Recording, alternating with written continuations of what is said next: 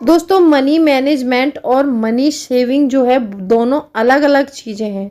जो लोग money management करते हैं उनको कभी भी पैसे की कमी नहीं होती है और वो हमेशा लाइफ में कितना भी खर्च करें उनका पैसा खत्म नहीं होता है।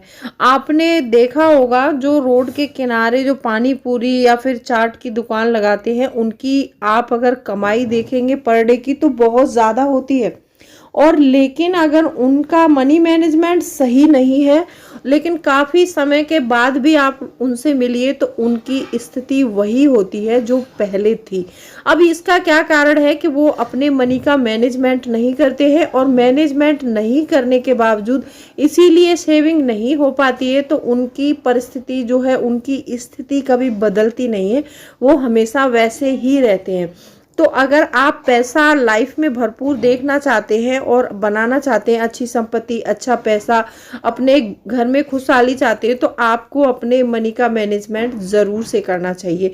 अब इसमें मैं कुछ पॉइंट बताऊंगी आज के वीडियो में जो बहुत सहायक सिद्ध हो सकते हैं। मनी मैनेजमेंट टिप्स इतनी अच्छी है कि आप बहुत सारी सेविंग कर पाएंगे। तो वीडियो बहुत इंपॉर्टेंट है, वीडियो के अंत तक ज़रूर बने रहिएगा। और अभी तक आपने चैनल को सब्सक्राइब नहीं किया है तो आपसे एक नम्र निवेदन है, सब्सक्राइब करिए अपने इस चैनल को और बेल आइकन को भी ज़रूर प्रेस कर दीजिएगा ताकि ऐसी ही इंटरेस्टिंग वीडियो की नोटिफिकेशन आपको मिलते रहे। दोस्तों, वीडियो पसंद आए तो एक लाइक ज़रूर कर दीजिएगा। तो चलिए स्टार्ट करते हैं वीडियो को। सबसे पहला पॉइंट है अपनी इनकम और होने वाले खर्चे का बजट बनाना। अगर हम अपनी इनकम और खर्चे का बजट बनाते हैं तो अगर हम पर डे कोई भी इनकम हो रहा है हमारे घर में तो हमें पता रहता है कि हम पर डे कितना कमा रहे हैं और कितना खर्च कर रहे हैं। जो भी कमा रहे हैं उसका समझो मतलब एक हिस्सा अगर हम बचा रहे हैं तो हमारा मनी मैनेजमेंट बिल्कुल परफेक्ट है।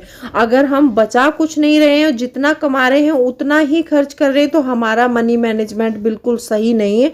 आने वाले समय में हमें पैसे की बहुत ज़्यादा दिक्कत हो सकती है। तो आप चाहे महीने में कमाएं या फिर पर डे कमाएं, बजट ज़रूर बनाएं।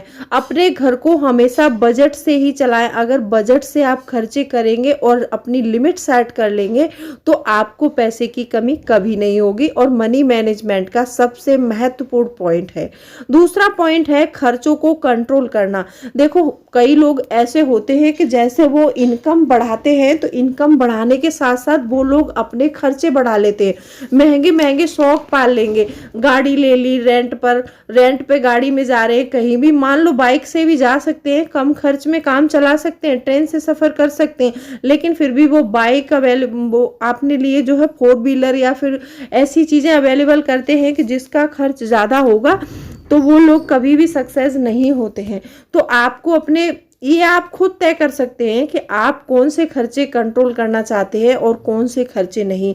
वो तय कैसे कर पाएंगे आपको पता होना चाहिए कि आपके कौन से खर्चे फिजूल के हैं और कौन से बेफिजूल के हैं। जो भी बेफिजूल के खर्चे हैं उनको कट करो और खर्चों को हमेशा कंट्रोल में रखो।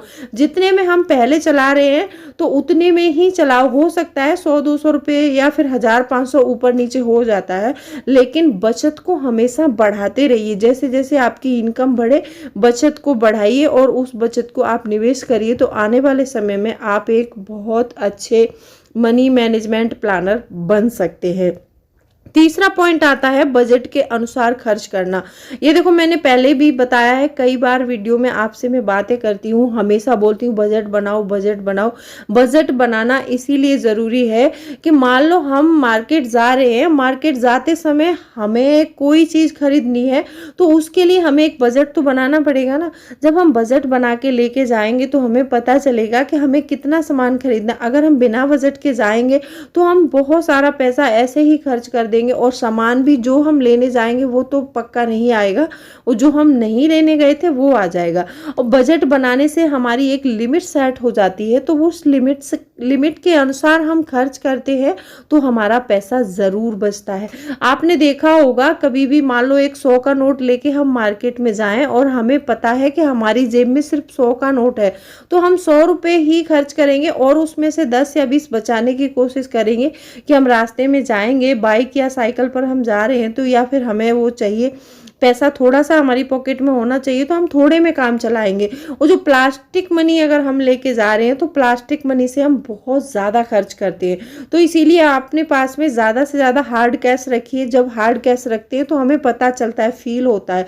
और प्लास्टिक मनी जब हम यूज़ करते हैं तो हमें पता भी नहीं चलता है। तो इसीलिए अपना बजट भी बनाइए और अपने पास ज़रूरत के अनुसार कैश भी रखिए। चौथा पॉइंट आता है किन किन खर्चों को कम करके सेविंग की जा सकती है, ये आप तय कर सकते हैं। आप हर किसी के खर्चे अलग हैं और हर किसी की कमाई भी अलग है।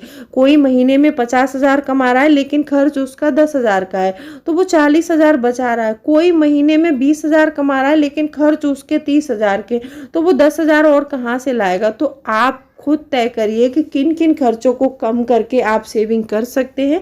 उसके आधार पर अपने खर्चे तय करिए और अपनी सेविंग को बढ़ाइए। नंबर 5 पॉइंट आता है अपने कर्ज आदि के लिए अलग से मनी अरेंजमेंट का बजट ज़रूर बनाएं।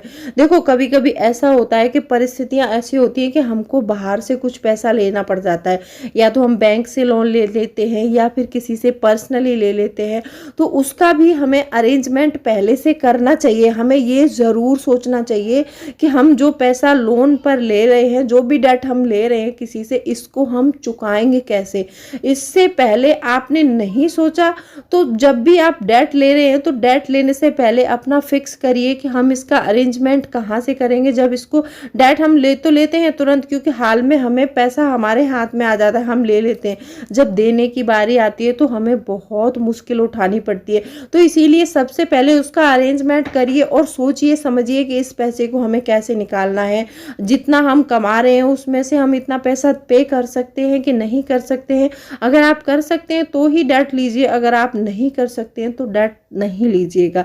और किसी भी परिस्थिति में अगर डेट हो भी गया है तो मैंने आपको कई बार बताया है कि अपने खर्चों को कंट्रोल करो, अपनी लिमिट सेट करो। अगर आप थोड़े दिन भी ये करके देख लेते हैं तो आपको फ़ायदा ज़रूर होगा। तो जब भी आप कोई डेट लेते हैं तो उसके लिए सबसे पहले सोचिए और उसका अरेंजमेंट बनाइए कि जैसे थोड़ा थोड़ा पैसा जमा करके हम किसी की एक रकम बनाकर कैसे चुका सकते हैं। ये पॉइंट बहुत महत्वपूर्ण पॉइंट है, क्योंकि बहुत सारे मतलब लोगों के कमेंट्स आ रहे थे कि जैसे मतलब छोटे मोटे कर्जे हो जाते हैं तो उनके लिए कोई पॉइंट बताइए। तो ये पॉइंट मैंने इसीलिए लिया है आज की वीडियो में, जिससे कि आप लोगों को कुछ थोड़ा समझ आए। आप जो भी कमा रहे हैं उसमें से थोड़ा थोड़ा बचाइए और बड़ा अमाउंट बना करके अपने डेट को आप चुका सकते हैं। जैसे किसी से पर्सनली आपने ले लिया है थोड़ा मोड़ा, तो आप अपने डेट को ऐसे भी चुका सकते हैं।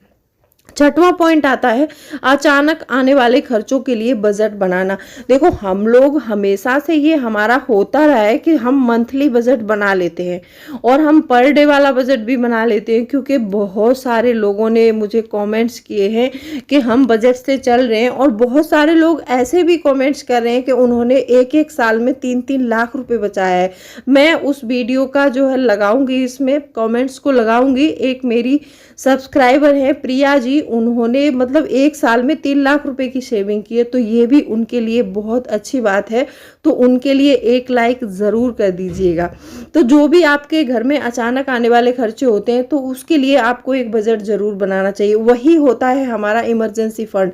कई बार हम लोग इमरजेंसी फंड के बारे में बात करते हैं। तो इमरजेंसी फंड क्या होता है कि जैसे मान लो अचानक कोई खर्चा आ गया, अचानक कोई बड़ा खर्चा आ जाता है हमारे पास, कोई भी दुर्घटना घट गई है या फिर कोई भी इमरजेंसी आ गई है, तो उसके लिए हमारे पास एक वो जो है पैसा ऐसा होना चाहिए, एक अमाउंट ऐसा होना चाहिए जिससे कि उसको निकाल के हम तुरंत काम चला सकें। ये करना बहुत ज़रूरी है, क्योंकि समय का कुछ भी पता नहीं होता है। कभी भी हमारी जॉब जा सकती है या फिर हम जॉब चेंज कर सकते हैं, कोई भी खर्च अचानक आ सकता है। तो उसके लिए आपको थोड़ा थोड़ा पैसा जमा करके एक बिग अमाउंट ज़रूर बनाना चाहिए और उस अमाउंट को ऐसे अकाउंट में रखना चाहिए जहाँ से आप तुरंत निकाल सको। आजकल तो ये सिस्टम हो गया है कि आप अपने अकाउंट में जमा करो तो एफडी खुद ही हो जाती है, तो उसमें आपको एफडी का रिटर्न मिलता है, तो आपके पैसे ग्रो भी होते हैं। लगता है महंगाई दर को तो नहीं छू सकते हैं, लेकिन फिर भी आपका पैसा थोड़ा सा ग्रो होता है और आपका पैसा सही रहता है। वहीं पर उसी अकाउंट में रखना है जहां से आप तुरंत उसको ले सकते हैं। 7वां पॉइंट आता है अपनी बचत को हमेशा इन्वेस्ट करें। बहुत से लोगों को मैंने देखा है कि वो पैसे बचा बचा कर घर में रखते रहते हैं और वो अपने गुल्लक, पर्स और अपनी अलमारी में ऐसे ही डाल देते हैं, लेकिन वो पैसे सब पता है अपनी वैल्यू घटा लेते हैं, क्योंकि महंगाई के साथ साथ पैसे को निवेश करना बहुत ज़रूरी है। अगर आपके पैसे पर रेट ऑफ इंटरेस्ट नहीं मिलेगा तो आपका पैसा ग्रो नहीं होगा, आपका पैसा अपनी वैल्यू घटाएगा, क्योंकि जो चीज़ 6 महीने पहले 100 रुपये की आ रही थी वो आने वाले समय में 110 रुपये की हो गई है 6 महीने बाद। तो उस चीज़ पर 10 रुपये बढ़े हैं और आपके पैसे पर तो 1 रुपया नहीं बढ़ा, क्योंकि पैसा तो आपने अलमारी में रख के रखा था, तो उस पर एक पैसा नहीं बढ़ा है। तो इसीलिए जब भी पैसे बचाएं तो पैसे को साथ ही साथ इन्वेस्ट करते जाइए। और आजकल इन्वेस्ट के कितने अच्छे अच्छे तरीके आ गए हैं, तो आप उसमें अपने पैसे को निवेश कर सकते हैं। आज की वीडियो मैंने बनाई है टोटली मनी मैनेजमेंट और मनी मैनेजमेंट करके सेविंग कैसे करते हैं, इसकी वीडियो है। तो कैसी लगी वीडियो कॉमेंट सेक्शन में ज़रूर लिख दीजिएगा। और अभी तक आपने चैनल को सब्सक्राइब नहीं किया है तो प्लीज़ सब्सक्राइब करिए अपने इस चैनल को और वीडियो को लाइक ज़रूर कर दीजिएगा। तो चलिए मिलती हूँ अगले वीडियो में, तब तक के लिए bye bye, thanks for watching. और कोई भी क्वेरी है तो आप कमेंट करके मुझे पूछ सकते हैं। तो चलिए मिलती हूँ अगले वीडियो में, bye bye, thanks for watching.